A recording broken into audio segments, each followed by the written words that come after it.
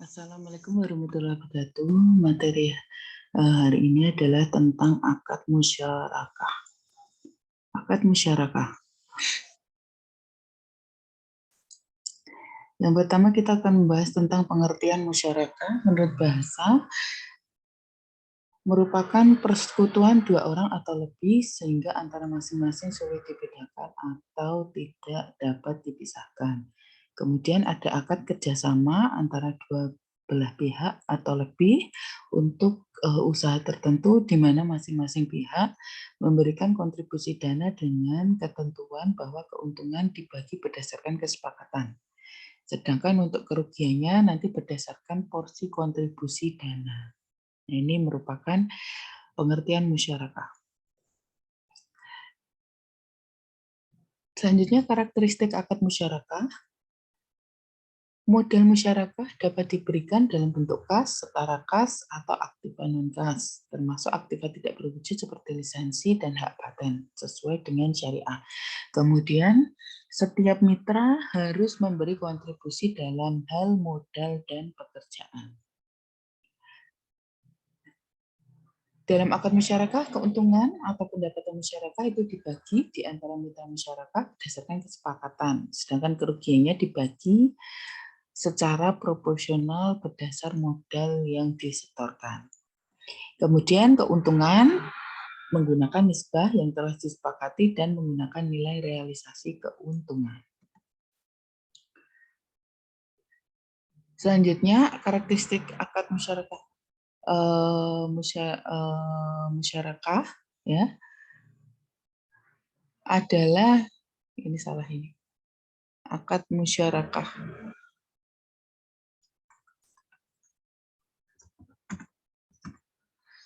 adalah jaminan modal. Dalam pembiayaan musyarakah itu setiap mitra tidak dapat menjamin modal mitra lainnya ya. Tidak ada jaminan modal. Namun setiap mitra itu dapat meminta mitra lainnya untuk menyediakan jaminan atas kelalaian atau kesalahan yang disengaja. Jadi jaminannya itu jika terjadi kelalaian atau kesalahan yang disengaja. Selanjutnya perjanjian, karakteristik akad musyarakah terkait dengan perjanjian. Nah, perjanjian ini dibuat untuk menghindari persengketaan ya di kemudian hari sehingga akad kerjasama dibuat secara tertulis dan dihadiri para saksi. Sama ya dengan mudharabah minggu kemarin bahwa akad atau perjanjian itu harus mencakup berbagai aspek, besar modal dan penggunaannya untuk tujuan musyarakah, pembagian kerja di antara mitra, kemudian nisbah yang digunakan, apakah dasarnya apa, pembagian laba, kemudian periode pembagian laba, dan lain-lainnya. Kemudian persengketaan, jika terjadi persengketaan di antara dua belah pihak, maka diselesaikan secara musyawarah ya melalui Badan Arbitrase Syariah.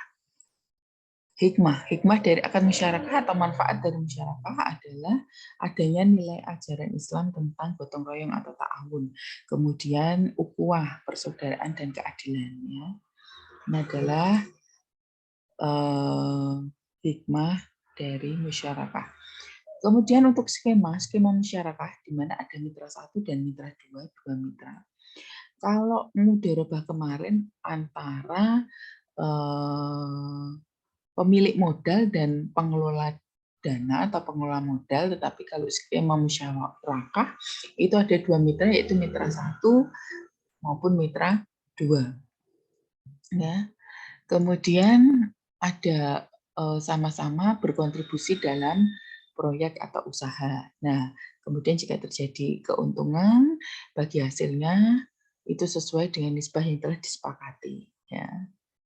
Jadi bagi hasilnya itu nanti dari laba dibagi menjadi laba mitra 1 dan laba mitra 2. Sifat musyarakah. Sifat musyarakah itu ada permanen dan menurun. Ya. Permanen itu yang dimaksud permanen adalah bagian modal di setiap mitra itu ditentukan saat akad dan jumlahnya tetap hingga akhir masa akad, itu permanen. Kalau menurun, bagian modal dari salah satu mitra itu akan dialihkan secara bertahap kepada mitra lain, sehingga nanti pada akhir akad mitra yang lain itu akan memiliki usaha tersebut secara penuh. Selanjutnya jenis musyarakah. Jenis musyarakah yang pertama adalah syirkah almi. Itu merupakan kepemilikan bersama, ya, dan keberadaannya muncul apabila dua orang atau lebih memperoleh kepemilikan bersama atas suatu kekayaan atau aset tanpa membuat perjanjian kemitraan yang resmi. Ya, ini tidak ada perjanjian kemitraan, cuma lisan saja ya, kepemilikan bersama. Nah, apabila harta bersama, baik itu warisan, hibah, atau wasiat dapat dibagi, namun para mitra memutuskan untuk tetap miliknya bersama, maka syirkah almi ini bersifat akhtiyari, yang bersifat sukarela. Ya. Karena tidak ada perjanjian tertulis seperti itu. Nah, apabila barang tersebut tidak dapat dibagi-bagi dan mereka terpaksa harus memilikinya bersama, maka syirkah akmik itu bersifat jabari atau tidak sukarela.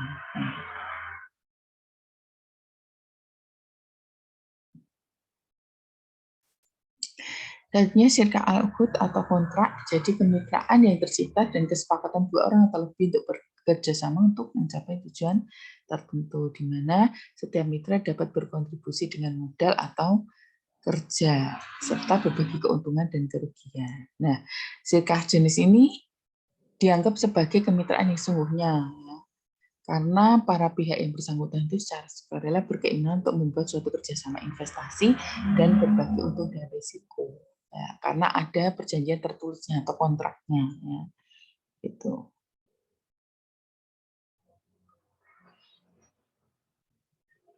Ini dapat dibagi menjadi beberapa syirkah, ya, syirkah abdan, wujuh, inan, mufawadah. Ini nanti akan kita bahas satu-satu. Yang pertama kita bahas yang termasuk jenis musyarakah, syirkah al-uqud atau kontrak, ya,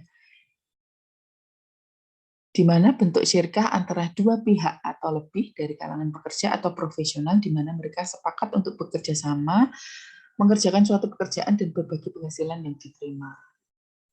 Kerjasama tidak harus berupa modal, ya, bisa berupa join kerja, misal join keahlian seperti itu. Misalkan contohnya yang termasuk syirkah al-uqud, kerjasama antara para akuntan, di mana misalkan kita, perusahaan atau mitra itu membutuhkan jasa ahli akuntan, maka kerjasama dengan akuntan, gitu ya. Dokter, ahli hukum, tukang jahit, tukang bangunan, dan lain-lain. Syirkah wujuh jenis kedua, yaitu kerjasama antara dua pihak di mana masing-masing pihak sama sekali tidak menyertakan modal. Mereka menjalankan usahanya berdasarkan kepercayaan pihak ketiga dan setiap mitra menyumbangkan nama baik reputasi tanpa menyetorkan modal. Ya. Nah, ini adalah jenis syirkah 7. Kemudian selanjutnya syirkah inan, sebuah persekutuan di mana posisi dan komposisi pihak-pihak yang terlibat di dalamnya dan tidak sama baik dalam modal maupun pekerjaannya. Tidak sama kontribusinya. Setiap mitra bertindak sebagai agen untuk kepentingan pihak lain karena tindakan dilakukan atas nama mitra lain harus berdasarkan pengakuan hukum, ya. Ini komposisinya tidak sama. Selanjutnya syirkah mufawadah, yaitu sebuah persekutuan di mana posisi dan komposisi pihak-pihak yang terlibat di dalamnya harus sama, baik dalam hal modal, pekerjaan, agama, keuntungan maupun risiko kerugian, ya, harus sama. Ya. Bentuknya mirip firma, yang membedakan adalah kalau firma itu jumlah yang disetorkan tidak sama, tetapi kalau syirkah mufawadah itu harus sama. Dasar syariah untuk akad musyarakah Al-Quran An-Nisa, surat An-Nisa ayat 12, kemudian surat Shad ayat 24, dan ada hadis riwayat Abu Daud dan Al-Hakim dari Abu Hurairah. Nah, ini adalah dasar syariahnya. Kemudian selanjutnya rukun musyarakah. Rukun musyarakah itu harus ada pelaku atau para mitra, kemudian ada objeknya, objek musyarakah, ada persetujuan dari kedua belah pihak atau akad atau ijab kabul, dan yang keempat adalah nisbah keuntungannya harus jelas. Ketentuan syariah pelaku, ya. Pelaku itu para mitra harus cakap hukum, dan setiap mitra dianggap sebagai wakil dari mitra lain dan dari usaha kerja sama. Objeknya itu harus modal dan kerja, modal ataupun kerja. Kemudian selanjutnya modal, terkait dengan modal itu harus diberikan secara tunai, ya. Kemudian modal yang diserahkan bisa uang tunai, emas, perak, ataupun aset perdagangan. Dan untuk modal yang bentuknya non-kas, itu harus menggunakan nilai tunai, harus ada nilai tunainya. Kemudian modal yang diserahkan oleh setiap mitra itu harus dicampur jadi satu. Nah, dalam kondisi normal, setiap mitra memiliki hak untuk mengelola aset kemitraan. Bedanya dengan mudharabah kemarin adalah pengelola dana yang mengelola segala sesuatu operasionalnya. Pemilik dana itu terbatas. Kalau musyarakah itu sama-sama mempunyai hak yang sama, mitra baik mitra 1 maupun mitra 2. Mitra tidak boleh meminjam uang atas nama usaha musyarakah, demikian juga meminjamkan uang kepada pihak ketiga. Seorang mitra tidak diizinkan untuk mencairkan atau menginvestasikan modal itu untuk kepentingan sendiri. Kemudian pada prinsipnya dalam masyarakat tidak boleh ada penjaminan modal. Kemudian modal yang ditanamkan tidak boleh digunakan untuk membiayai proyek atau investasi yang dilarang oleh syariah atau yang bersifat haram. Terkait dengan kerja, partisipasi para mitra dalam pekerjaan merupakan dasar pelaksanaan masyarakat. Kemudian tidak dibenarkan bila salah seorang dari mitra menyatakan tidak ikut serta menangani pekerjaan dalam kemitraan tersebut. Harus sama-sama terlibat. Kemudian porsi kerja antara satu mitra dengan mitra lainnya tidak harus sama. Setiap mitra bekerja atas nama pribadi atau mewakili mitranya. Kemudian para mitra harus menjalankan usaha sesuai dengan syariah. Seorang mitra yang melaksanakan pekerjaan di luar wilayah tugas yang ia sepakati berhak mempekerjakan orang lain untuk menangani pekerjaan tersebut. Kemudian jika seorang mitra mempekerjakan pekerja lain untuk melaksanakan tugas yang menjadi bagiannya, biaya yang timbul harus ditanggung sendiri. Selanjutnya, terkait dengan persetujuan dari kedua belah pihak, dapat dilakukan secara lisan ataupun tertulis melalui korespondensi atau menggunakan cara komunikasi modern. Namun bentuknya perjanjian musyarakah secara tertulis lebih baik dengan disaksikan oleh para saksi yang memenuhi syarat untuk menghindari persengketaan di kemudian hari. Nisbah. Terkait dengan nisbah diperlukan untuk pembagian keuntungan dan harus disepakati oleh para mitra pada awal akad. Kemudian perubahan nisbah itu harus berdasarkan kesepakatan dari kedua belah pihak. Kemudian keuntungan itu harus dapat dikuantifikasi atau dihitung dan ditentukan dasar perhitungan keuntungannya. Nah, keuntungan yang dibagikan tidak boleh menggunakan nilai proyeksi, tetapi harus menggunakan nilai realisasi atau nilai keuntungan yang sesungguhnya, gitu ya. Dan kemudian mitra tidak dapat menentukan bagian keuntungannya sendiri dengan menyatakan nominal tertentu, karena itu sesuai dengan kesepakatan. Kemudian pada prinsipnya keuntungan milik para mitra, namun diperbolehkan mengalokasikan keuntungan untuk pihak ketiga bila disepakati. Nah, jika terjadi kerugian, maka dibagi secara proporsional sesuai dengan porsi modal masing-masing mitra. Kemudian, berakhirnya akad musyarakah itu jika yang pertama salah seorang mitra menghentikan akad. Kemudian yang kedua salah seorang mitra meninggal atau hilang akal. Ya. Dalam hal mitra yang meninggal atau hilang akal itu dapat digantikan oleh ahli warisnya yang cakap hukum atau balik dan berakal sehat. Ya. Dan apabila oleh semua ahli waris lain itu dan mitra lainnya disetujui. Kemudian jika model musyawarah hilang atau habis itu juga berakhirnya akad musyawarah.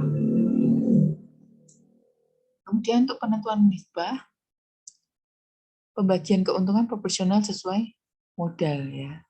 Jadi harus dibagi oleh para mitra antara para mitra secara proporsional sesuai dengan modal yang disetorkan. Yang pertama, yang kedua, pembagian keuntungan yang tidak proporsional dengan modal. Ada pendapat bahwa dalam perhitungan nisbah yang dipertimbangkan bukan hanya modal yang disetorkan, tetapi juga tanggung jawab, pengalaman, kompetensi, dan waktu kerja yang lebih panjang. Ini tergantung kesepakatan kedua belah pihak, apakah mau menggunakan proporsional sesuai modal ataupun tidak proporsional dengan modal. Selanjutnya, akuntansi untuk para mitra, baik aktif maupun pasif. Yang pertama, pada saat pengakuan investasi musyarakah.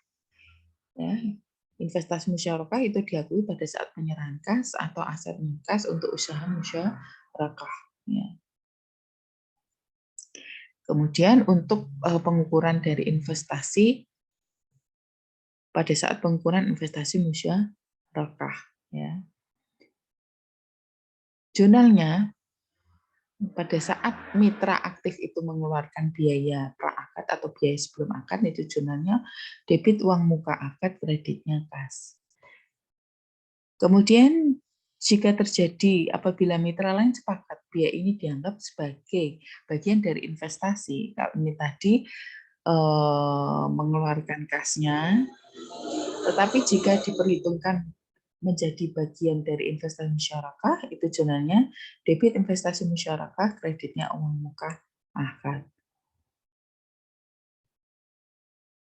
Nah, apabila ya ada kasus apabila mitra lain tidak setuju, biaya ini dianggap sebagai bagian dari investasi musyarakah, maka masuknya ke beban ya.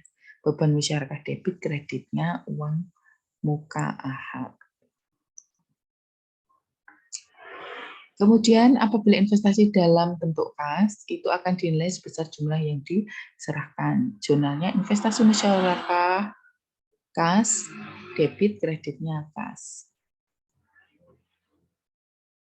Kemudian jika yang diserahkan adalah aset, ya, aset non-kas, menggunakan ya,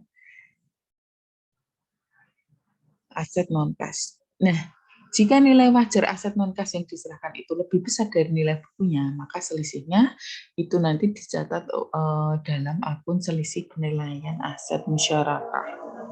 Jurnalnya investasi musyarakah debit, akumulasi penyusutan debit, kreditnya selisih penilaian aset, dan aset non-kas.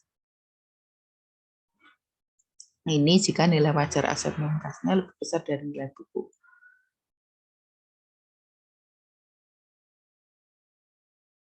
Nah, kemudian selanjutnya adalah pencatatan amortisasi untuk selisih penilaian aset musyarakah. Ya.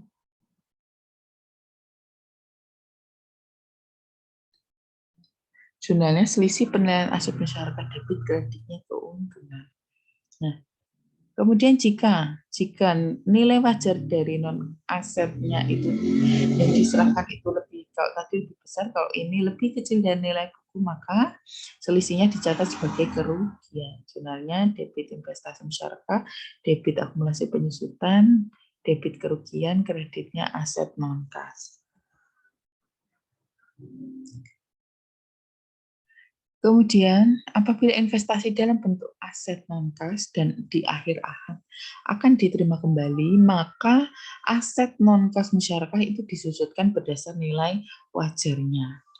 Ya. Jadi, apabila investasinya non-kas, kemudian di akhir akad itu diterima kembali, maka aset non-kasnya itu dinilai atau disusutkan berdasarkan nilai wajarnya. Jurnalnya bukan depresi debit, kreditnya akumulasi depresiasi. Selanjutnya, apabila dari investasi musyarakah diperoleh keuntungan, ya, maka jurnalnya kas atau piutang debit kreditnya pendapatan investasi musyarakah. Kemudian apabila rugi berarti debitnya kerugian, kreditnya penyisihan kerugian. Nah, apabila modal investasi yang diserahkan itu berupa aset non-kas dan di akhir akad itu dikembalikan dalam bentuk kas, ya, dikembalikan dalam bentuk kas sebesar nilai wajar dari aset non-kas yang disepakati ketika awal aset tersebut diserahkan. Ketika akad musyarakah berakhir, aset non-kas itu akan dilikuidasi atau dijual terlebih dahulu. Ya, dijual dahulu, kemudian keuntungan atau kerugian dari penjualan aktiva atau selisih antar nilai buku dan nilai jual itu distribusikan pada setiap mitra sesuai dengan kesepakatan.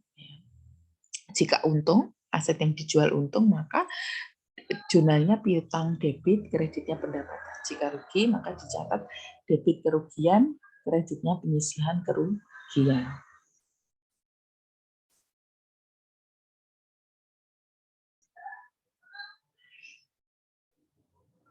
Kemudian pencatatan di akhir akad apabila modal investasi yang diserahkan berupa kas. Asumsinya bahwa jika tidak ada kerugian maka jurnalnya debit kas, kreditnya investasi musyarakah. Jika ada kerugian maka debit kas, debit penyisihan kerugian, kreditnya investasi musyarakah. Kemudian apabila modal investasinya berupa aset non-kas dan dikembalikan dalam bentuk aset non-kas yang sama pada akhir akad, maka jika tidak ada kerugian, jurnalnya debit aset non-kas, kreditnya investasi musyarakah. Jika ada kerugian, maka perusahaan itu harus menyetorkan uang sebesar nilai kerugiannya. Jurnalnya penyisihan kerugian debit, kreditnya kas, kemudian aset non-kas debit, kreditnya investasi musyarakah. Kemudian selanjutnya, apabila modal investasi berupa aset non-kas dan dikembalikan dalam bentuk kas sebesar nilai wajar ketika aset non-kas diserahkan. Ya.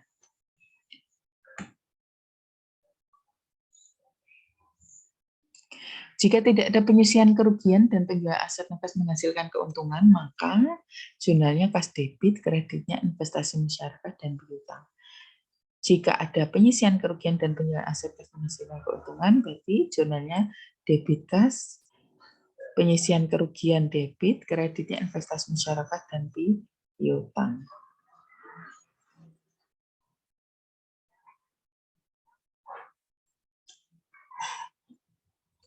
Untuk penyajiannya, mitra pasif itu menyajikan hal-hal terkait dengan musyarakah dalam laporan keuangan kas atau aset non-kas yang disisihkan oleh mitra aktif sebagai investasi masyarakat, kemudian keuntungan tanggungan dari selisih penilaian aset non-kas yang diserahkan pada nilai wajar disajikan pada pos lawan atau kontra akun dari investasi masyarakat.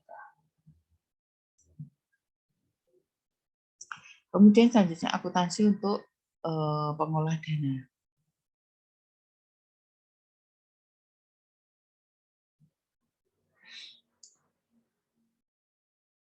Pada saat investasi musyarakah, itu jurnalnya uang muka akad, debit, kreditnya kas. Kemudian biaya yang terjadi akibat akad musyarakah ya, tidak dapat diakui sebagai bagian investasi kecuali ada persetujuan dari seluruh mitra. Ya. Kemudian apabila mitra lain sepakat biaya ini dianggap sebagai bagian dari investasi musyarakah, maka jurnalnya investasi musyarakah debit, kreditnya uang muka akad. Kemudian jika mitra lain tidak setuju, maka dianggap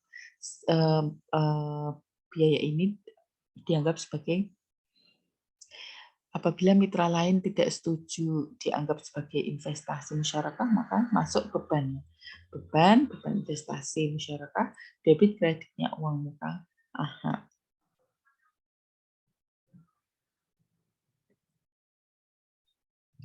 Kemudian penerimaan dana musyarakah dari mitra pasif atau mitra aktif diakui sebagai dana syirkah temporer. Ya, dana syirkah temporer. Jumlah yang diterima untuk penerimaan dalam bentuk kas, kasnya berapa, kemudian jurnalnya debit kas, kreditnya dana syirkah temporer.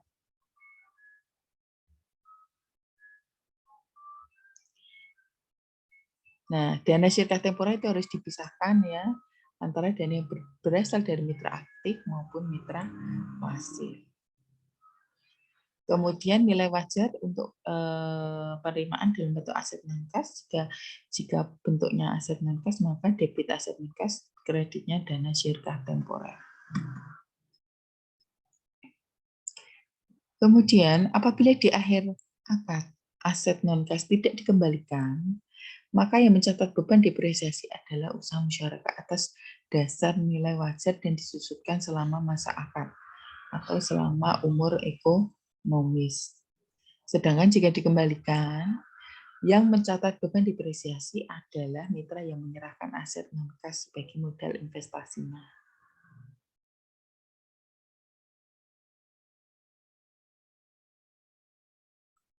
Jurnalnya beban depresiasi dan akumulasi depresiasi. Kemudian, sebelum pembagian laba, pengelola akan mengakui pendapatan dan beban, di mana dicatat dengan cara yang tidak berbeda dengan akun konvensional. Sama ya.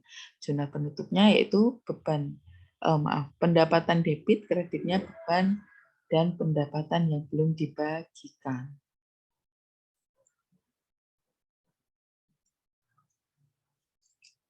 Kemudian pencatatan untuk pembagian laba untuk mitra baik aktif maupun pasif. Pada saat pencatatan pada saat pembagian laba berarti jurnalnya beban bagi hasil debit kreditnya utang. Kemudian pada saat pembagian laba dibagikan debit utang kreditnya kas. Kemudian pada akhir periode akun pendapatan yang belum dibagikan dan beban bagi hasilnya itu ditutup. Jurnal penutupnya itu pendapatan belum dibagi hasilkan debit, kreditnya beban bagi hasil.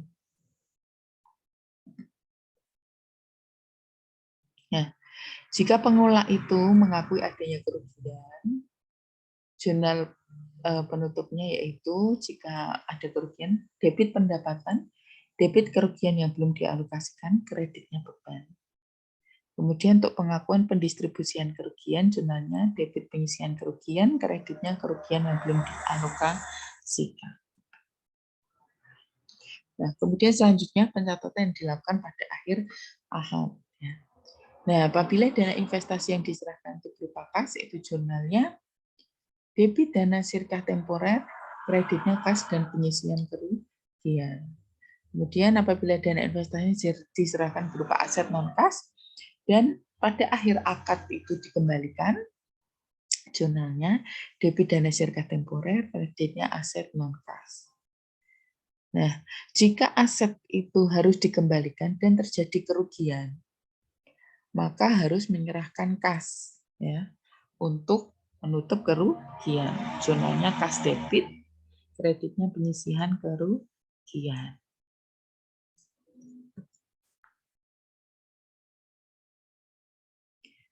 Nah, selanjutnya apabila model investasi yang diserahkan itu berupa aset non-kas dan di akhir akad dikembalikan dalam bentuk kas, maka asetnya itu harus dijual terlebih dahulu, keuntungan kerugian dari penjualan tersebut nanti dibagikan kepada mitra sesuai dengan kesepakatan.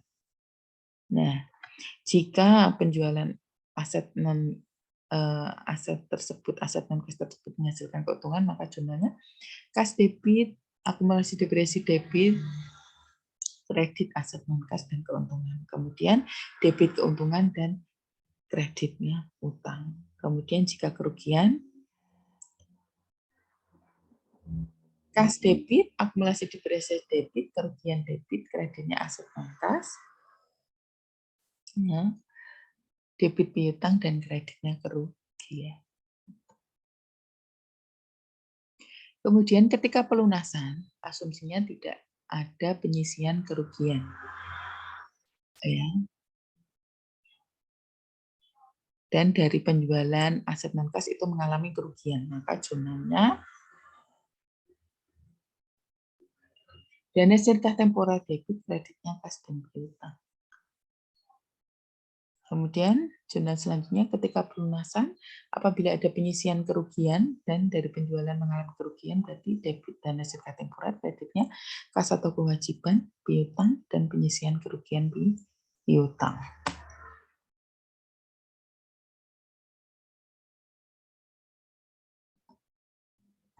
Nah, bagian mitra aktif atas investasi musyarakah menurun, ya, atau pengembalian modal mitra secara bertahap itu dinilai berdasarkan jumlah kas atau nilai wajar dari aset non-kas yang diserahkan untuk usaha musyarakah pada awal akan ditambah dengan jumlah modal sirka temporer yang telah dikembalikan pada mitra wasif dan dikurangi kerugian jika ada. Kemudian untuk penyajiannya, untuk pengelola dana, penyajian pengelola dana itu nanti memuat aset atau aset kas atau aset non-kas yang disisihkan oleh mitra aktif dan yang diterima dari mitra pasif disajikan sebagai investasi musyarakah. Kemudian aset musyarakah yang diterima dari pasif, mitra pasif disajikan sebagai unsur dana sirka temporer. Kemudian selisihnya itu nanti disajikan sebagai unsur ekuitas. Untuk pengungkapannya